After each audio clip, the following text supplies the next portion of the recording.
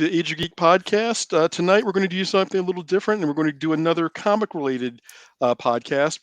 We have with us tonight Chris Hoffman and Andrew Malan from Velleity Studios, and we're going to talk about the history of comics, going from where they started, how the art form came to be known, what we know it now, some of the history between the early 20s and 30s to today, and some of the rocky spots that they encountered along the way. And I'll let our guests introduce themselves.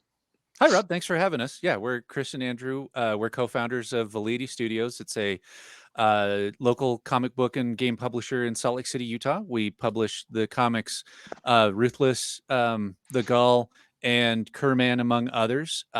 We are just huge fans of the medium and decided we wanted to make a comic book company so that we can make the comics that we like to read and to help people get their comics published and funded. So we help people who want to start a comic book do their crowdfunding, how to do their prints and layouts, basically do everything that we've learned how to do up to where we know how to do it. We've turned around and tried to bring people up to our level, which is like one rung up the ladder, but it's somewhere. And so it's fun to talk about comic book history because we want to make sure that people still enjoy this medium. And so we can keep doing this as a thing that we love. And I'm Andrew. And I came to know the Velleity gentleman over 10 years ago. We met at a local comic shop, Dr. Volt's Comics here in Salt Lake City. And it is always a pleasure to get to talk to them about comics, whether it's, comic related properties, the history of comics, anything, because their knowledge goes deep and wide. And you will learn this as we go through this episode, just listening to the detailed information that they can present on this subject. So, without any further ado, let's just jump right in. Um, Comic books. How did we get to the medium as we know it now in the comic format? In the comic Chris, you want to started- get format. us started? Yeah. Well, I mean, if you really want to talk about comics, you have to kind of define what a comic is, right? So it is a definition that I like is that it is a set of juxtaposed images that tell a story, right? And so, like, if by that definition, you can go back all the way to like cave paintings and hieroglyphics and stuff like that, right? Where there's characters in a sequential image and whatnot. But I think the more of the birth of the modern American comic, because like the biggest comic book market is in Japan with manga, right? Like for Sure. their printing and distribution stuff. So, but I think we're sticking around with the American version of this, and so the earliest comic books were the earliest superheroes and what we think of comic books, where there is a person with some sort of superhuman ability, whether and not even a superhuman ability. Originally, it was pulp heroes who were basically glorified detectives or magicians, would appear in newspaper strips, and then there were companies who figured out they could collect those newspaper strips into one book and then sell that. And Okay. Andrew can do the And that details on started that. in 1929 with Dell Publishing's The Funnies. Yeah. And so that was reprints of previous sections of newspapers. And then in 34, Maxwell Gaines, future publisher of EC Comics, then Educational Comics, slapped a 10-cent price tag on the previously free Funnies on Parade. And they sold through their entire print run in just a matter of weeks. And the comic industry was born, and it was a big boom industry too. All of a sudden, everybody was making comic books in the 30s. And Was it necessarily easy to jump on that bandwagon if so many people got into it so quickly, or was it that publishing houses decided if they're doing it, we can do it too? it was a lot of fly-by-night companies too. Okay. A number of them were also funded by the mob, and there was some of the companies that failed in the 50s weren't from censorship, but for the mob connections that was financing it uh, ended up like getting caught, and so that was the end of some of those. But comics, as most people know them, really were prototyped in the 30s, and um, the storytelling of moving between panels and getting kind of uniform word balloons, that all started in the 30s and started to solidify. And the beginning of the golden age of comics, uh, in 1938, which was Action Comics #1, gives us the first real superhero. We've had several prototypes up until this point. We've had the Shadow and Doc Savage and the Phantom that were all prototype superheroes, but the one that everyone tends to think of with Superman starts in 1938. And Jerry Siegel and Joe Shuster tried to sell their fun character idea around to many shops, but it was finally National Allied that published. And so we get Superman. Um, and the format, the multi-panel format, the sequential art format, um, kind of is. Would you say that it is much the same as it was 90 years ago at this point, almost, in the way that they present stories? What's changed about it uh, as we've progressed through the years in how they present the medium? The artwork has become significantly more dynamic over the years. A lot of the old comics, Chris and I like to joke, it could barely be called art, right? Because it was the least amount of lines on a page to signify someone standing there with loads of dialogue, just filling the panel with dialogue.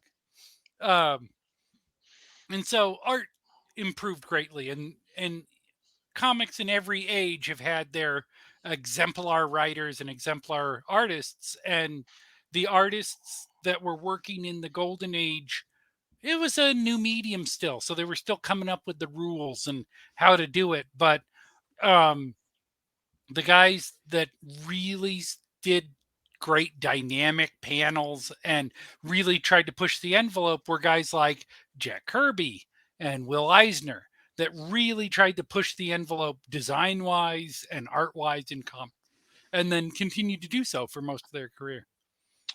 Okay. And with the advent of Superman, we get other characters, other derivative characters, other, I guess, parallel characters also. As from DC, especially, we get Batman in '39, I believe. We get Wonder Woman in 1941, and they started building stables of characters, so to speak, or groups of characters. And we'd go from in with National Comics, who later became DC Comics. We got the Justice Society and later the Justice League, with these characters who've progressed all this time. But what were some other companies doing while these guys are printing out the Cape and or the beginnings of the Cape and Tights crowd, basically? Right. Well, you had uh any kind of comic. If someone says they don't like comics, it's just because they haven't found the one that they like yet. Because with the explosion of publishing, any type of comic was fair game, and so there were ones for teens. There were crime stories where there was crime stories where they were fictional, crime stories where they were just retelling actual crime things that happened. Fantasy. There were a lot of media star ones. So there would be ones with like Laurel and Hardy in it. There was just crossover talent that was big in Hollywood that they would license and then make a comic book out of. And it was great for the actor because they'd get a paycheck and they didn't have to do anything. It would just show up every month. There were a lot of romance comics. There were sci-fi. There were war comics that were talking. Uh, there was one interesting one. It was Blue Bolt, which is also um is a Flash Gordon type character. And one of the Superman creators had a hand in his. I can't remember which one it is off the top of my head, but he came out right at the beginning of America's entrance into World War II. So in his first few appearances, he is a Flash Gordon. He has a cape, he has a helmet and with a big fin on it. He talks to the Queen of Mars, like he flies his ship up to Mars, and then America enters the war, and he turns into a fighter pilot. And they don't retcon the character at all. He just goes from talking to the Queen of Mars to just like flying on runs over Europe, and it's hilarious because it's like, could the Queen of Mars come and help, because like stuff going on in the World War II that we'd like to stop right now, but that was the thing, is like, comics are, the most amazing thing about comics is how adaptable they are. They will adapt to the conditions that once they were created, they will adapt to the conditions that are, and you'll see this through the history of this, that they're given. They play the hand that they're dealt, right? Because people love it. It's such a cool medium, and so many people relate to it. And at the time, it was a fairly, from what I understand, it was like a fairly cheap form of entertainment, because there was a way that some newsstands would take the comic back, like you were kind of renting it. You would buy it for a dime, hand it back, and they'd give you A 8 cents back nickel. or something, give you a nickel back, right? And so you'd go read your comic, get your nickel back, and then go down to the soda shop and get you a drink. You know what I mean? Yeah, very old timey Wow. sentences, but yeah, That's but how that's my what. stepdad described buying comics in New York when he was a kid. Yeah, I'm stealing your story. I heard this Oh, from well, thanks. That's great. you know what I mean? So sorry to steal your thunder. I don't you're the chapter and verse guy with the history here. So I gotta No, it was get a good my anecdote. I'm glad someone said it. but then also, like, one of the biggest the Tights and Fights were selling a ton of comics, like Captain Marvel, the Fawcett one, the later DC one. He was a Superman clone, and old outsold Superman, because that book would go a million issues a month, which comics today wish that they had that sort of distribution. um and then kind of a victim of their own success, DC sued them into oblivion because of the similarities of the character, and then just took him. They're like, we'll take this, and then uh, um, it is an entertainment business, so you have a lot of the cutthroat things that happen that Hollywood you hear about accounting in. goes on a lot too. Yes, yeah, yep, yeah, and the exploitation of the people who are making it happens here too. It's wonderful. It's comics, kid. But one of the big deals also in comics, one of the genres that they had was horror comics. Since comics were just unbridled new medium, trying to figure out what they were working on, they were doing shocking and crazy things with the storylines. Okay. Um, Comics are everywhere and are everything at this point. Then, so we've got such a wide variety of genres being told in this brave new medium, basically. Um, what were some of the standouts that you can think of that, Captain Marvel selling a million books? I know that distribution today, if a book gets something like 200,000, the companies are That's one of over the the top moon. selling books then. Yeah. Yeah. And we have, there are popular characters today, but I I don't know that the medium is looked at, or the comic book today. And I know that this started more so. We started seeing it more in the 80s and 90s, maybe. They became a collectible, but you see pictures of these kids who'd go to the store, pay their dime for a comic, roll it up, and put it in their back pocket. And you'd see somebody doing that today, and most comics collectors would lose their minds. And looking at things like, so when did it become? When did it go from the funny book, you just go to the drugstore, get one, get them malted, roll it up in your back pocket and go to the secret clubhouse and read it and drink your soda, and to I'm buying this, and it's not just something the kids can touch because they'll get their fingerprints on it or whatever. Was that something that happened much later in the that's in the history of comics? The preservation and collecting of comics um, happened as long as adults were buying the comics. Um, Okay. Stan Lee, very as part of his showmanship, he would declare in even the '60s comics that this was a collector's issue. because people had already started collecting the old issues, and there was a demand enough for the old issues that they would reprint the old ones. Hmm. When Jack Kirby went over to DC in the 70s, Marvel put out more issues of his reprints every month than he was publishing at DC to drown out the shelf for Kirby stuff. Wow. Okay. Yeah. Um, sorry, go ahead. Oh no, that's No. so comic collecting goes way back.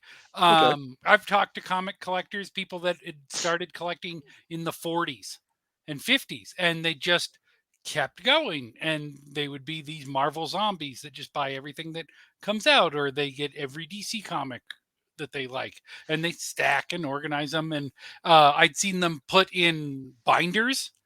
uh I've seen them wrapped in cellophane. I've seen a lot of early attempts before the comic bag and board really took off.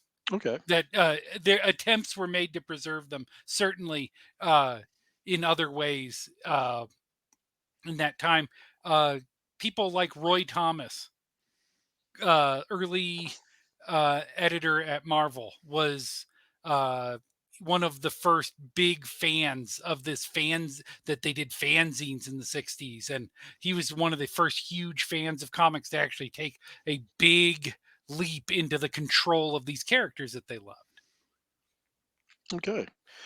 Um, so we see the proliferation of comics through through the 40s, 50s.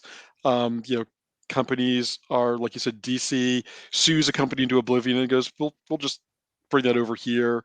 Was that kind of, we'll call it creative acquisition, common among publishing companies, or was DC kind of an outlier in kind of sharking other companies like Charlton, Fawcett, and other characters like that, and bringing them into their stable? They bought out Quality Comics in the 50s, and they just kept most of them going, especially the war titles. Okay, Like Our Fighting Forces has the Quality era and the DC era, and it switches over in the 50s. And the Quality characters that DC acquired were the Blackhawks, Phantom Lady, uh, Wasn't Black Condor in that one?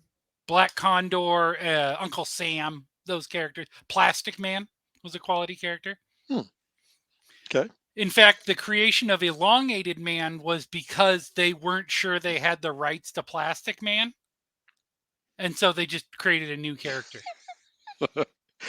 does something like that happen often where we forget what we have, so we're just going to make a new one, and if the old one is still ours, then great? It happened more often than you think. Yeah. So, Okay, Blue Beetle changed a lot. He moved a lot of companies because he started the Dan Garrett Blue Beetle started off as a Fox character, I think, Fox okay, Syndicate, and then he moved around and ended up at DC. Charlton, technically, the Charlton characters that Ditko worked on in the 60s are in the public domain, and DC uh, is just the ones that started publishing them. But those old Charlton issues, those are still in the public domain. You could reprint those if you wanted to right now. It's just the trademarks that they have on the iconography is still there. okay, And so that's something that they can still own. all So right, characters like Blue Beetle and Captain Atom, those characters are all technically public domain, along with uh, the Shazam Captain Marvel, his whole family. all right. I know in talking previously, we mentioned that not only did Shazam outsell Superman by leaps and bounds, sorry, um, but he had a number of famous firsts. Oh yeah, Captain Marvel, first negative version of himself with Black Adam, first female version with Mary, first kid version. That was a very pioneering comic when it came to firsts. Um, Well, I it kind of makes it easy to see why DC would want to in its stable. Like we got all these firsts. Well, just Come on over here. Yeah. Take a bow. The Mr. Mind character that they've been teasing in the films Hmm. uh, gathers together his monster society for one of the first multi-issue stories in comics called the Monster Society of Evil. And at the end, the Marvel family defeat the Monster Society, which include in its members Hitler and Mussolini, and then they capture Mr. Mind and put him to death in the electric chair. Little inchworm. Wow. Yeah. Okay. Well, I guess we could use that kind of as a bit of a segue into with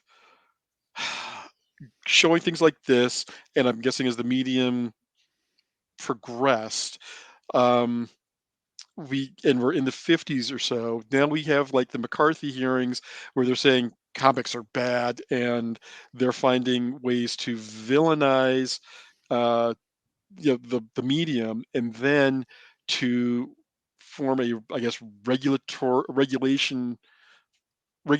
oversight with the comics code. Can you kind of give some background and history there? Chris, did you want to Yeah. jump in? Yeah. So like a lot of entertainment mediums at the time, the government wanted to basically censor these entertainment mediums, but censorship from the government is illegal. And so what happened is certain factions of the government used comic books as a boogeyman to say this is everything that's wrong with our society. It's showing the crumbling of the pillars of our of the cohesion of our society. And they look around and it's not, oh, it's not poverty, it's not, healthcare, it's not these, it's comic books, obviously. So if we could only get the comic books to stop showing politicians as bad guys and cops as bad guys, if we could get them to stop having vampires and werewolves and other monsters in their comics, if we could get them to stop having ladies with exaggerated features, then kids would stop becoming communists. Is a lot of what they were worried about. It was the fake boogeyman. It was you mentioned McCarthy. If you don't know a lot about him, he was a politician who kept coming to Washington and saying, "I've got a list here of 100 communists who are in our neighborhoods and in the government." And then he'd come back and he's like, "I've got a list of 50 communists," and you could never see the list. You know what I mean? Can I see your list? No, no, no, you can't see the list. But he was telling people that was the problem. He'd get people riled up, and it was easy to rile someone up at comics because you did see on a lot of these comics that there were on horror comics, there was horror on them and in them, and they were being kind of marketed at kids because they were freaking awesome. You know what I mean? Like horror, it's one of those weird things. Horror is always marketed to children. If you'll remember that, like the Nightmare on Elm Street movies had a doll you could buy that you could pull the string and it had like phrases in it. The original Alien movie had an action figure that you could buy, and it was for kids, and Five Nights at Freddy's, the modern version of that stuff, that was a horror game that was marketed to kids. And so there's always that group of people who are looking at it saying, we can make money off of this if we sell this to kids, and the other group that's like, probably shouldn't be selling this to children. And in one thing, there's a point to it, but it did go overboard into the point where there basically what happened is if a comic book was going to get distributed, make money, it had to go to a newsstand.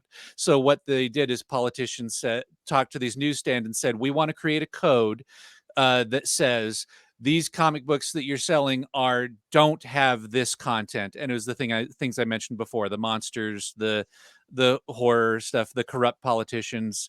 I know I'm missing a ton of them in those stories, but they said we'll put a seal on the comic that guarantees that none of that is in there, because newspaper stands were starting to wonder, could we be in trouble for selling this to someone?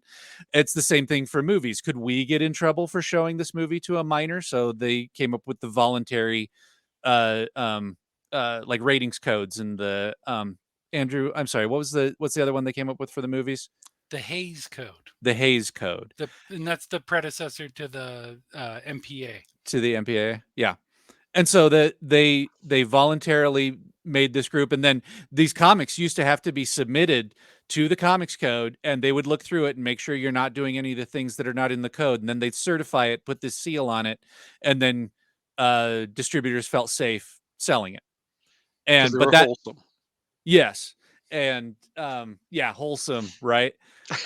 Which gave birth to it gave birth to the comic book that is like the Archie, Woody Woodpecker, like those, the Casper the Friendly Ghost, those ones became really popular because they were safe. But that also added to that reputation of comics are for children because they made them have to be for children because they couldn't have horror stuff in it anymore. And that's really interesting because the Harvey was known for having some of the most graphic horror comic covers in the industry. Chamber of Chills, uh, those comics with the guy's faces melting with the radioactive isotope. Um, and then they would go on to do Casper and Wendy the Witch and stuff like that. That's Harvey Comics. Yeah. Okay. And I guess moving forward from this, as we move into the late 50s, early 60s, we also see a little more, just a little more diversity in comics. You start seeing more characters of color, not necessarily as leads, although in 57 we had Lobo, which was a Western comic, which is the first African American character to carry his own titled comic. And it's in Um, the late 60s, I think. Yeah. 67, you said? oh, I think it's 57. It's not a 50s book. I I will can go get I it. will defer to you. I'll be right back. I will defer to you on this. I do. Um, I do that all the time. Like I will have like a nugget in my brain where I'm like, Andrew, you can't be right. And then I got to think to myself, I need to remember who I'm talking to about the exactly. It's like, chapter you know verse what? stuff. I will back off. If he's like it's Right. 60 something, I'm like, okay, we're Right. good. We're good. Well, because while he's gone, can make a quick mention of there was All Negro Comics, which came out in 1947, right? It was a very limited release. It was all black creators, all black characters, and it was a writers and publishers had cool. It had an African superhero in it that you could argue that he was actually a superhero, but it was immediately quashed of being able to be printed again because the people who would supply the paper wouldn't sell to the publisher anymore. So it Interesting. wasn't that the comic wasn't popular, that it wasn't that it didn't sell well and whatnot. It was literally just you shouldn't be allowed to make comic books. And And they had so all the art done for issue 2, for issue ready number to go to 2. press, and they wouldn't sell them the paper. Well, Yeah. kind of let going behind the scenes a little more then. There were a number of artists who worked on comics for popular characters who were of color, who you would never know because they were never you never talked about them. They were just like, you know, the print room is just like, okay, you just draw and you'll draw this character or tell this story. Kind of reminiscent of Far Beyond the Stars on Deep Space Nine, where Benny Russell was like the silent, invisible writer.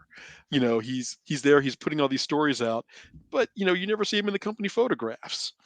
And you know, there were a number of creators, male and female, in the 50s and 60s, even well, 50s and 60s, that just never got their due because they're not here. Well, Matt Baker certainly stands out as one of those. Hmm. Golden Age comic book artist, uh, beautiful artwork. He also did that very famous Phantom Lady where she's tied up to the fence that was used in Seduction of the Innocent. But he passed away in the 50s of a heart attack. And so a lot of his career ended up going largely forgotten for the last 50 years, 60 years. And so there's been a recent uh, renaissance of him getting recognition for his early work in the industry. And I know that for people who are interested in learning more about some of the forgotten or ignored or just pushed into the corner artists like that, there's a book called Invisible Men, Yes, that's an excellent which one. which is a fantastic read and very informative for learning about a not often discussed section of comic history, and a number of creators who were, had pioneers in their field for a number of things. So if you get a chance, I would say definitely check that book out. But also moving from behind the scenes more to on the page, characters are now in the 60s and 70s. As I was saying, you're starting to see more characters of color featured in titles, not necessarily leading the titles. So you get, Black Panther in the Fantastic Four. You get Tom Kamalku in Green Lantern after its reboot as Hal Jordan's mechanic, because he was a test pilot, but he was also Green Lantern's sidekick, and nobody put the two together ever for some reason. But one of the things that you also saw a lot of with um, these characters is, although they're putting characters into the books, they're a lot of the treatment of them is very stereotypical in a lot of the way they're characterized, in the way they talk, the way that they are addressed. Like Tom Kamal, who for the longest time was just referred to as Pie Face because he was Inuit. And, and it was okay because that was just kind of the culture of the times. But that lasted. I know that Kamalku appeared well, I won't say most recently, but prominently in the 90s, when they tried to do a New Guardian series, Mm. and they finally referred to him as Tom Kamalku for like one of the first times. And also during that series, they also, I think it was one of DC's first, if not the first character, um, who was gay. And they gave him the, wonderful name of Estrangio. And you're just like, that Was was a Orlando taken? Was that it's like that was a choice to be made. well, Um, that series was unique because that New Guardians also featured Snowfire, yes, the cocaine-powered superhero. cocaine powered superhero. Yes, um, but going back again, you start seeing companies that are now realizing that some of their audiences are looking for some kind of a little more representation. So you've got, like I said, Kamalku, you've got Black Panther, you've got Robbie Robertson and Spider-Man. You've got other characters that are appearing kind of as background characters until like the early 70s, when you start getting the Black Panther gets his own title, you get Green Lantern getting a title. You get John Stewart as Hal Jordan's replacement as Green Lantern, because Jordan's just kind of like, yeah, I quit. And the Guardian's like, well, we need to have somebody. You're going to train this guy, and he's going to be a replacement. And it was a very oil and water mix originally between the two of them. You get Storm with the X-Men, although you also got Misty Knight the month before Storm was introduced. But again, she was more of a secondary character. Um, A more obscure character that predates Storm, first black female superhero, Butterfly, Butterfly in Hellrider. Yep, 72, I believe. 71. 71. Okay. Yeah, yeah. Um, Immediately in the public domain. Yeah. and you've got this slow progression of characters of color starting to make their way into the mainstream, um, and becoming popular characters somehow, because wait, there are people actually are looking for representation or enjoying seeing someone who looks a little more like them, and it's not just bad guy or villain group or what have you.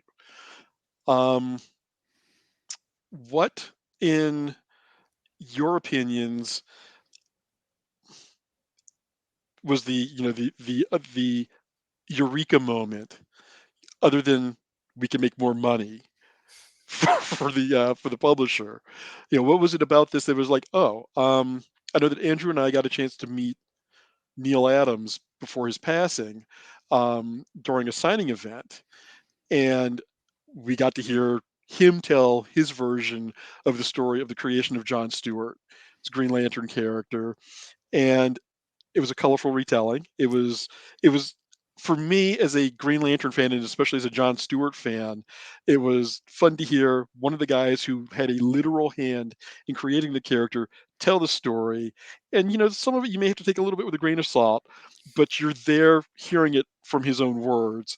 And let's be honest, Neil Adams may not have been quite as gregarious as Stan Lee, but he could spin a yarn. Yeah, he certainly seemed less like a character Yes. than Stan. Yeah, but he could control a room too just as well. I mean, he kept court at Volts pretty well for like 2 hours. Yeah. Yeah, it was a lot of fun.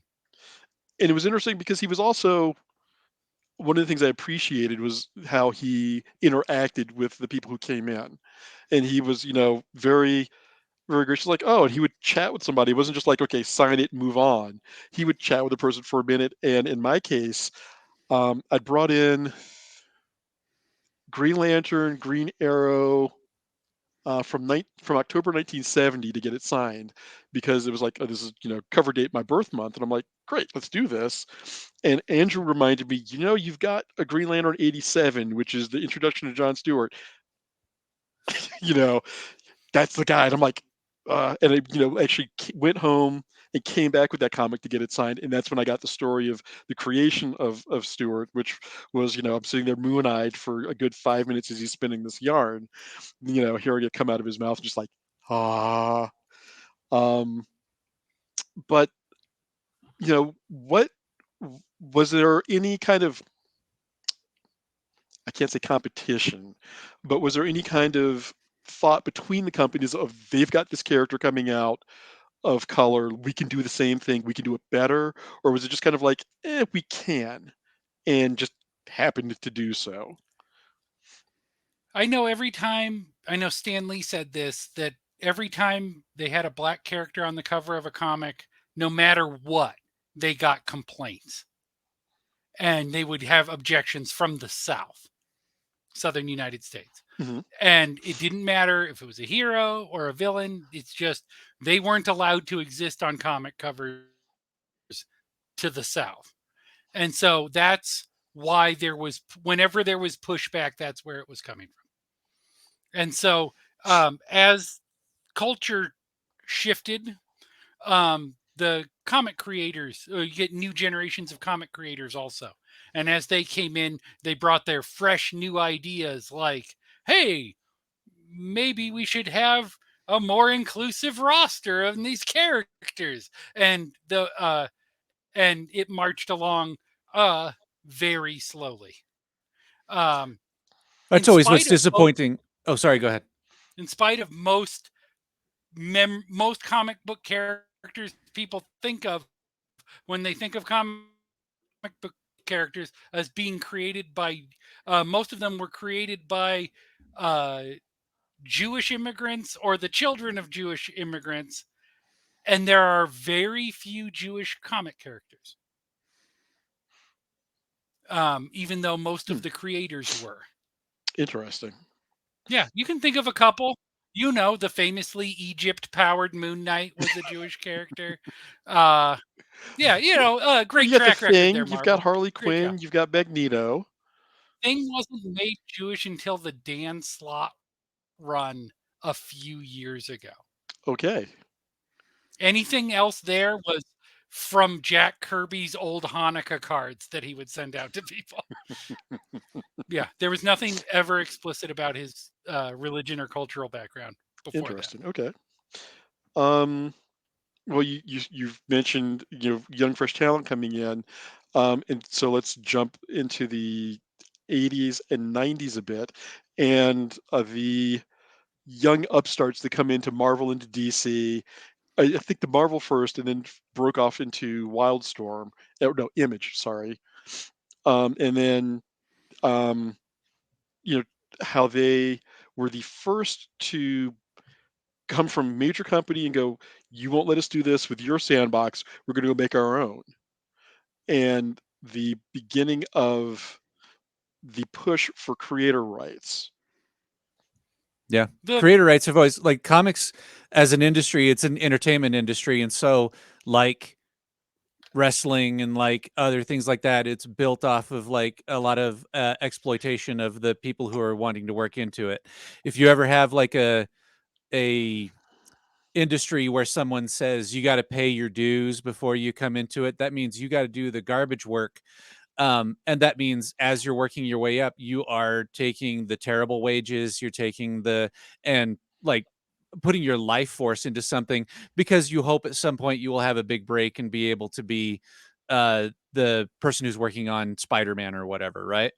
And so that's kind of what ended up happening is that and that was always a fight. And the publishers would do sneaky things like the publishers would have their work contract on the back of their paycheck. So they would send it to the artist and say, like, you have to sign your check to put it into the bank, right? But what they would do is they'd put down on there, like, you don't have any rights to these characters. You don't have any, you can never sue us about this later. And a lot of that stuff got taken care of in court. But I mean, that's what they were trying to do is they were saying, like, oh, dangle that thing of like, oh, you want to be a big superstar, but then like a TV show would get made or something like that, or a movie, and then real money would come in, and the creator would be like, well, am I going to get anything for this? And they were like, no. And so that built resentment in the community. And you were speaking of Neil Adams. One of his things is he was famous for fighting for the rights of artists, that they should be paid more and they should And be the Superman creators in particular got them the Mhm. uh yeah. like a, what do you call it, or a Judgment? retirement. No, Oh, like a a pension or pension. DC okay. paid the Superman creators a pension till they died, and they wouldn't have gotten that if Neil Adams hadn't made a stink when the new first Superman movie came out. Right. And so like comics were all being held underneath the comics code, right? And then in the 80s started to find out they weren't enforcing it as much. There were times they weren't even looking at the comics and whatnot. And so there were people who started making like more edge, like pushing the envelope on comics, like Frank Miller. Oh, go ahead. The rules changed in the mid 70s. Okay. And one of the rule changes was caused by them hiring Marv Wolfman to write for their comics. And they said, you can't have Wolfman in your comics. He's like, that's his last name. And uh they reevaluated it, and that's why you had the renaissance of horror comics in the 70s that gave us Tomb of Dracula and Swamp Thing and Werewolf by Night? those other characters, huh? Werewolf by Night? And Werewolf by Night. Or much better out of all of those things, Blade. Hmm. Yeah. Okay. And so Yeah. those guys there was that was the dark and gritty superhero era that was like sort of the swing back from the squeaky clean character superheroes that had to kind of come out of where the comics code was. But those the Image guys, Rob Liefeld, Jim Lee, Eric Larson, Jim Valentino, they all looked at it and they saw the money that Marvel was making and seeing their paychecks and being like, well, if we cut out the middleman on this, we could be making that money. Todd McFarlane, of course. And luckily they had some business minded guys in there. Jim Lee is a Harvard graduate.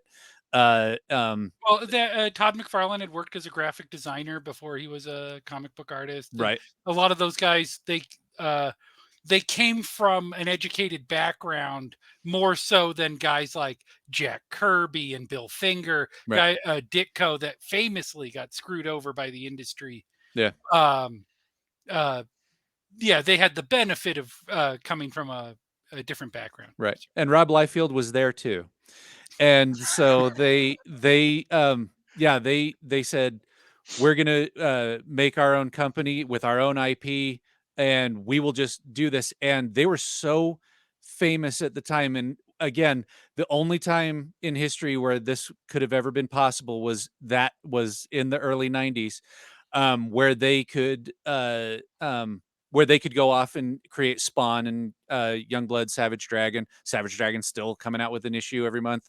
That was insane. I remember I went to the San Diego Comic-Con the year that Image in 91 and 92, so the years that those came out. and the rock star status that those guys had, because Todd McFarlane had a NASCAR wrap, like he had a car in the NASCAR The that had Spawn Spawn car. on it. Yeah, the Yeah. Spawn car. They had little Hot Wheels and everything, but it was a media frenzy. It wasn't just that it was just the comic books. Todd McFarlane turned it into an empire. He made so much more money off of the toys than he ever did on the comic books. He understood, though, that what the comic books had, what was important was the intellectual property, the character that, and that Marvel, Stan Lee under, like, he kind of understood this innately, but he could never capitalize on it. He tried so hard to make money off of like Spider-Man movie, Hulk movie, and his problem was he'd sell the rights to anybody, and then all of a sudden it was like 10 people came out of the woodwork saying, I have the rights to do a Spider-Man movie, so that you couldn't do it. He made huge mistakes that way, but Todd McFarlane and those guys, that was an insane, and it had gotten to the point where someone could just go and get a comic book printed if they had enough money into it, right? People invested into this and they had their own money. Um, there was so much so that some people made off with some of the money without asking for it. And you can look that stuff up, allegedly. But that was, yeah, a time in comics that started to fuel a while that Rockstar stuff was going on, it was a drain from Marvel because all of their top talent left all at once. Mhm. And then it fueled into this speculator market where people started looking at comic books and realizing, hey, some of these are becoming worth a ton of money. Spawn #1 came out at like with a $2 price tag when it, or how much was it when it first came out? Something like that. Something like, and then all of a sudden within a month it was $20, and then in 2 months it was 40, 80, $100, and it just went rocketing. So uh people who weren't interested in comic books started taking an interest in comics and being like, well, if I buy this month, I will start coming out, I could come out ahead as an investment. um and it was right along the same time that baseball cards were having that same issue where they were saying, oh, if I buy, a Bill Ripken card today and tomorrow it's worth $20, I just have to ride this thing to make some money. So it spawned a whole bunch of independent comic book companies overnight, where they were like, everyone was saying like, oh, I can I can do this and I can have some money. And then people started buying them as investments, and that was the whole speculator market. And it came to a head where people all of a sudden all at once realized that new comics were worthless.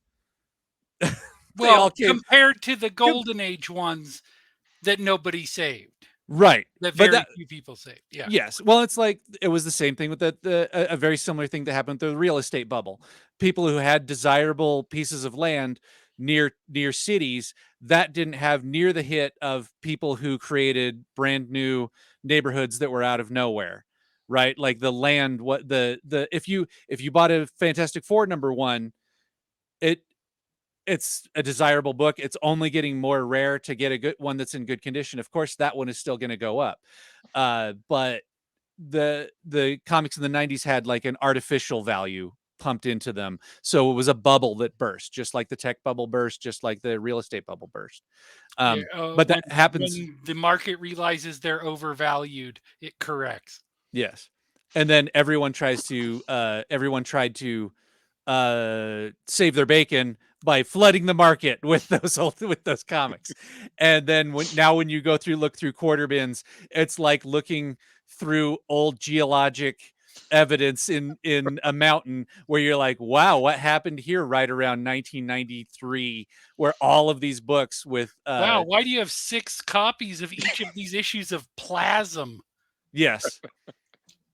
Yep. And that's that and so when you're looking at that, like you can look at it like how NFTs are doing the same thing, right? Where it was like you're always looking for someone that's a sucker that will buy this for off of you at a higher price, and then someone at the end is stuck with a very expensive thing that is going to go down. Which is why it's never a great idea to use collectibles as like an investment. Buy comics that you like, because then you'll never be sad about it. Yeah. And then the Wow. condition won't matter either. Yep. Um, So you mentioned 91, 92, 93. We get Milestone Media, which is the first black owned, black published, black written um, company that they come up with characters. They've got they've got static, they've got icon hardware, and a lot of people can say, sure, these are analogs of other characters from other things, but that wasn't the point. The point was this is a minority owned um, media house that actually told and was telling stories that the other companies wouldn't touch. The initiation of most of these characters came from a riot gone, a riot and riot response that went horribly wrong. And then you've got these characters that are now super powered and like, yeah, we're not going to take this anymore. And like that was something that Marvel or DC would not touch, although DC did touch it because Milestone made an amazing deal where they were like, "We're going to create these characters. You're just going to publish the books for us," and had and that the brainchildren behind Milestone, Dennis Cowan, Dwayne uh, McDuffie. Dwight McDuffie, John Ridley. I'm going to miss 90% of the other people, and I apologize for that.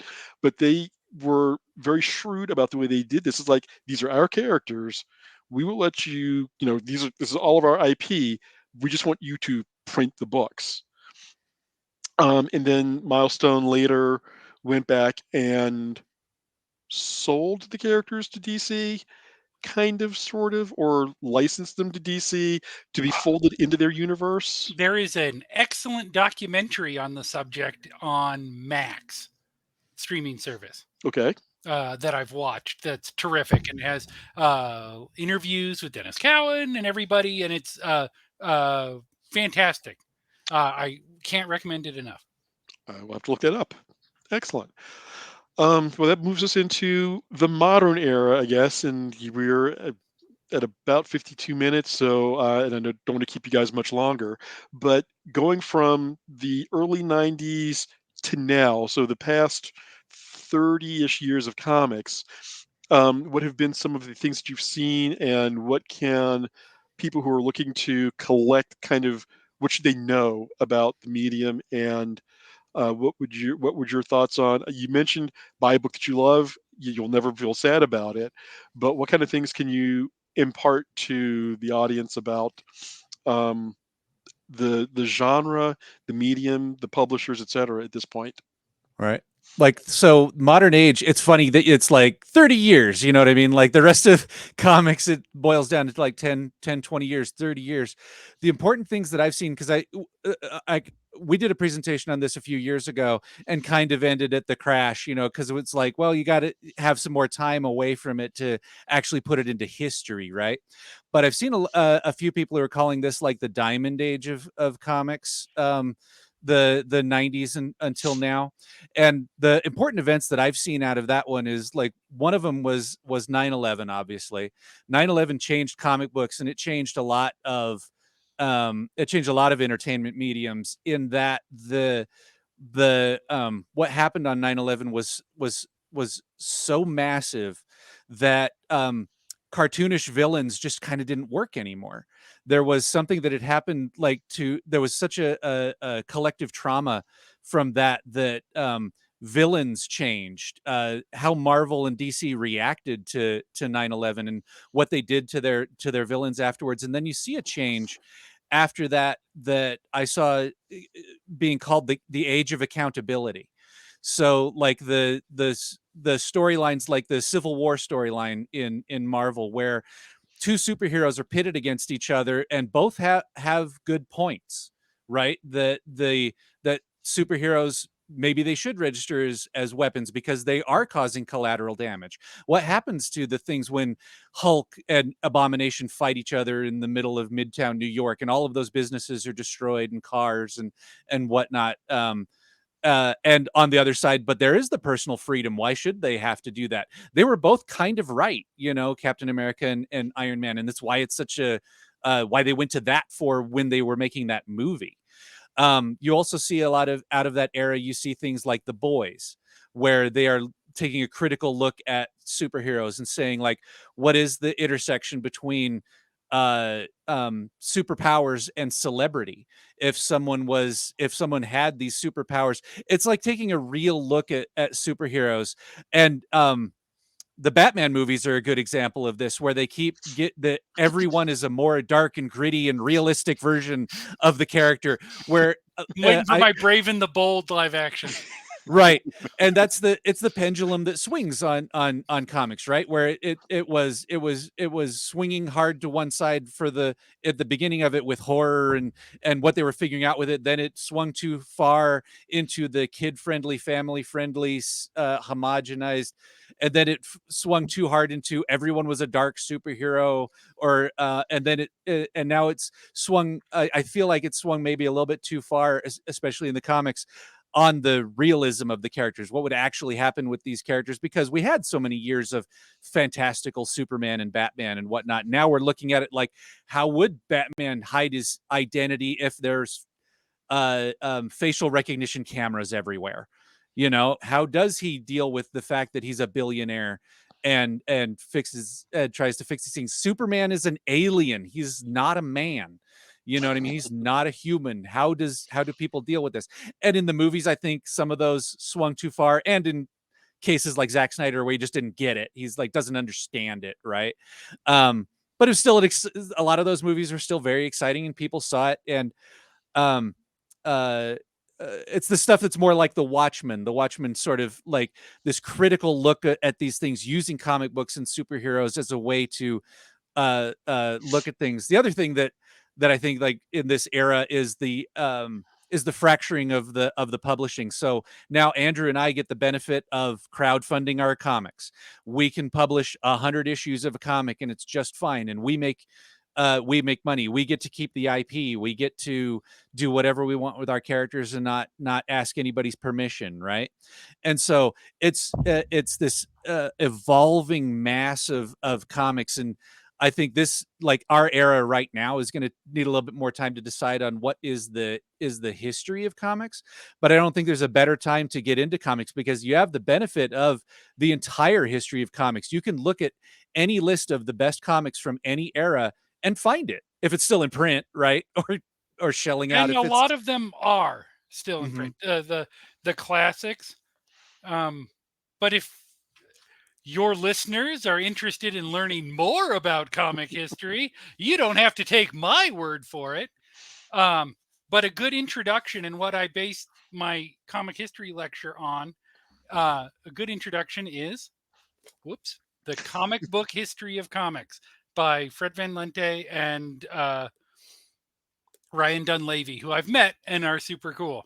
It is a comic book history of comics, indeed. And there's Okay. a color version of it now if you can't handle the black and white comics. But this is the most accessible comic history book I have ever found. Now, if you're interested, now there was a lot of stuff in the news about the Kirby heirs having an opinion about the Stan Lee documentary. Hmm. So, your intro book on the Stan Lee, Steve Ditko, Jack Kirby beef is Kirby and Lee Stuff Said. This is by Tomorrow's Publishing. This has physical evidence. It has quotes from contemporaries in chronological order. All this information was originally compiled to support the Kirby family in their lawsuit against Marvel. So this is a by the book here. Book. Now, if you like your books, I recommend Josie Reisman's Rise and Fall of Stan Lee. This one's pretty good. Josie Reisman does a great job of going through Stan Lee's history and interviewing people that don't typically get interviewed on these things. The first couple chapters, they've talked to Larry Lieber, Stan's brother, who no one was decided to talk to all this time about Stan. And so check out Josie Reisman's Rise and Fall. Excellent book. And to add to your documentary that you talked about earlier, also check out Batman and Bill. Yes. 2017 documentary about the invention of Batman, and the fight to get Bill Finger Credit that he deserved. credit and his and his family the money that for the Batman movies and whatnot. So fantastic documentary. Okay. Well, that's a lot. I guess the last thing I have is any parting thoughts, last words or anything, We have a or is that pretty? Kickstarter live right now. Kerman #2 by Brandon Pope.